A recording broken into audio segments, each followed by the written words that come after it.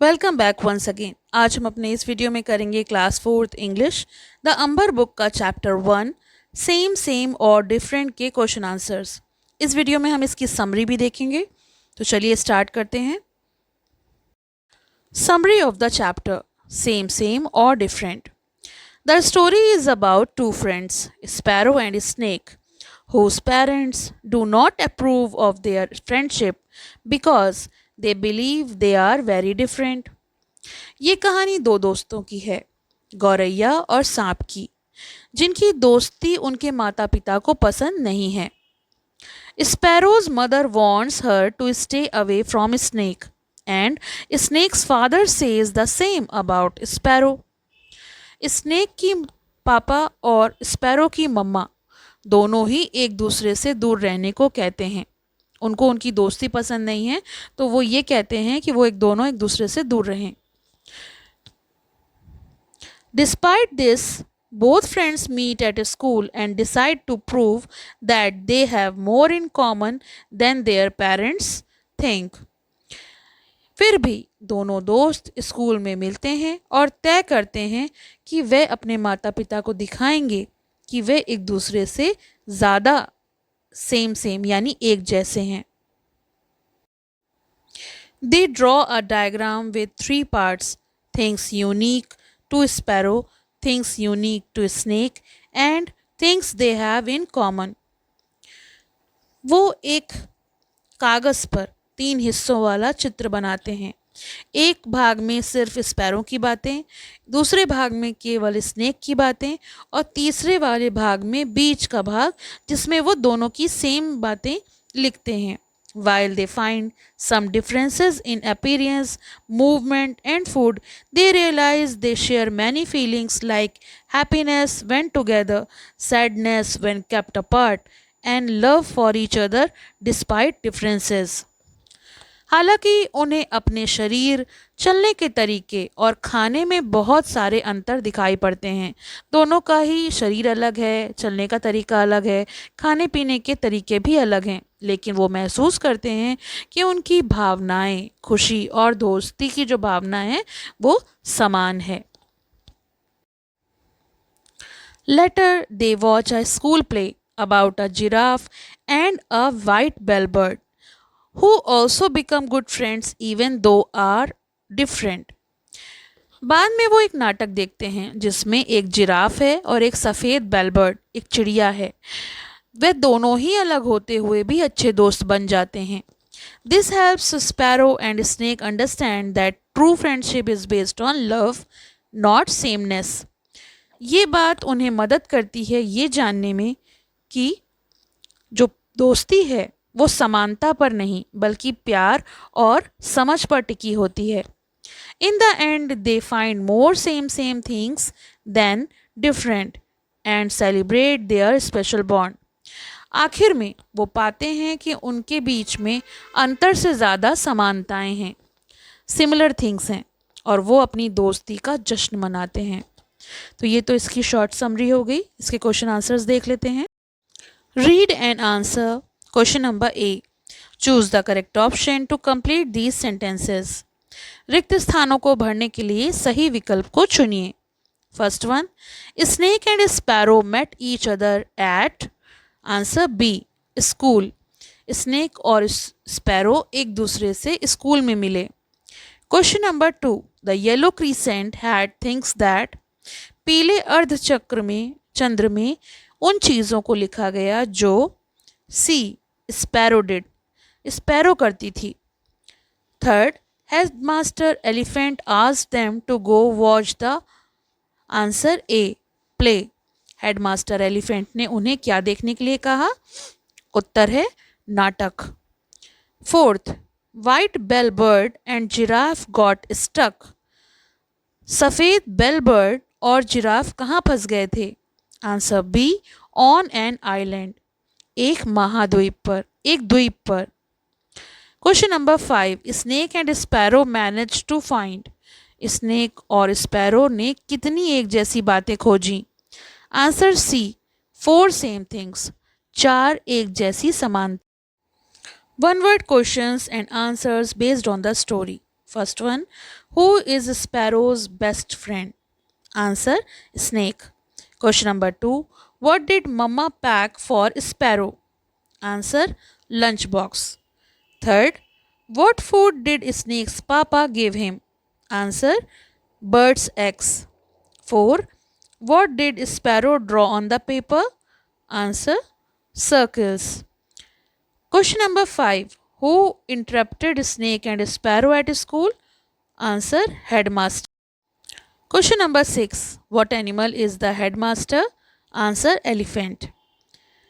Question number 7, what animal was in a play along with white bellbird? Answer, giraffe. Question number 8, where were giraffe and bellbird stuck? Answer, in island. Question number 9, what did giraffe use to signal the ship? Answer, neck. Question number 10, what did bellbird use to call the ship? Answer, sound. Question number 11, what makes a snake happy at school? Answer, sparrow. Question number 12, what wins in the end, same or different? Answer, same. Question number B, read these extracts and answer the question. First one, in the yellow part, we will write just sparrow things. In blue part, just snake things. पीले हिस्से में हम sparrow वाली बातें लिखेंगे और नीले हिस्से में हम सिर्फ स्नेक वाली बातें लिखेंगे. Question number A, who said these lines to whom? ये वाक्य किसने किससे कहा? Answer, sparrow said these lines to snake. Sparrow ने ये बात स्नेक से कही. Question number B, what did just sparrow things and just snake things mean? B question है, सिर्फ स्पैरो की बातें और सिर्फ स्नेक की बातों का क्या अर्थ है? Answer, they mean the things that only sparrow और ओनली स्नेक कुड डू और हैड. इन बातों का मतलब है जो केवल स्पैरो या केवल स्नेक से जुड़ी हुए. Question number C, how many things did sparrow write in the two parts? Sparrow ने पीले और नीले हिस्सों में कितनी बातें लिखी? Answer, 3 things were written in the yellow and blue part. पीले और नीले हिस्सों में 3 बातें लिखी गईं. Second reference, the giraffe couldn't fly and the bird was too tiny to fly over a long distance. None of them wanted to leave the other alone. Giraffe उड़ नहीं सकता था, चिड़िया लंबी दूरी तक उड़ने के लिए बहुत छोटी थी, वे एक दूसरे को अकेला छोड़ना नहीं चाहते थे. Question number A, where were giraffe and the bird? Answer, they were stuck on an island. तो जिराफ और चिड़िया कहाँ थे? वे एक द्वीप पर फंसे हुए थे. Question number B, why was this line said? ये पंक्ति क्यों कही गई? Answer, it showed that both had limitations and couldn't seek help alone. क्योंकि वो अकेले मदद नहीं मांग सकते थे, उनको एक दूसरे की ज़रूरत पड़ती. Question number C, why didn't giraffe and the bird want to leave each other alone? Giraffe और चिड़िया एक दूसरे को अकेला क्यों नहीं छोड़ना चाहते थे? Answer, because they had become close friends and cared for each other. क्योंकि वो अच्छे दोस्त बन गए थे, गहरे मित्र बन गए थे और एक दूसरे की परवाह करते थे. Question number C, answer these questions briefly. First one, why did snake's papa ask him to stay away from sparrow? प्रश्न 1, स्नेक के पापा ने उसे स्पैरो से दूर रहने के लिए क्यों कहा? Answer, snake's papa asked him to stay away from sparrow because he believed sparrows are their food and they can't be friends. Snake के पापा ने उसे स्पैरो से दूर रहने को इसलिए कहा क्योंकि उनको लगता था कि गौरैया उनका भोजन है, वो मित्र कभी नहीं बन सकते. Question number 2, why did snake and sparrow decide to write about the differences and similarities between them? Snake और स्पैरो ने अपने बीच के अंतर और समानताओं को लिखने का फैसला क्यों किया? Answer: Snake and Sparrow decided to write about their differences and similarities to prove that they are more same than different.